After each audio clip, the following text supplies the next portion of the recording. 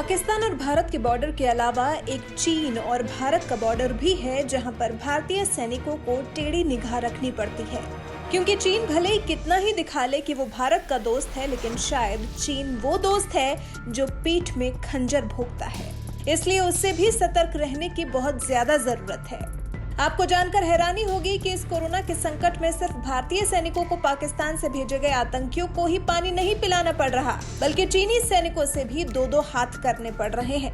अभी पिछले हफ्ते में ही भारतीय और चीनी सैनिकों में 2 बार भिड़ंत हो चुकी है, जिसमें लात घूंसे भी चले, यानी कि हाथापाई भी हुई और पत्थरबाजी भी।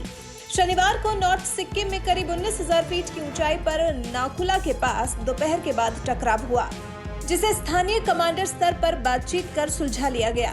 इससे पहले दूसरा टकराव 5 अप्रैल को हुआ था, ईस्ट लद्दाख में, वो भी रात के वक्त, जिसे भी कमांडर स्तर पर बातचीत करके ही सुलझाना पड़ा था।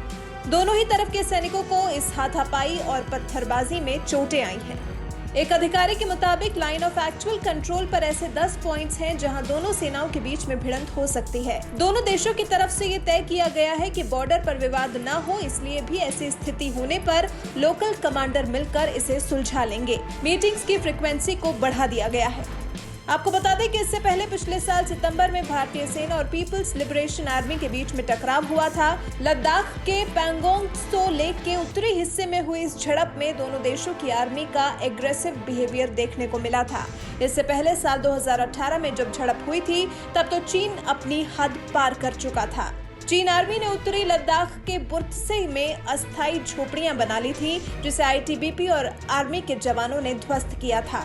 और अब फिर चीन बार बार भारतीय सैनिकों से भिड़ने के लिए आगे आ रहा है।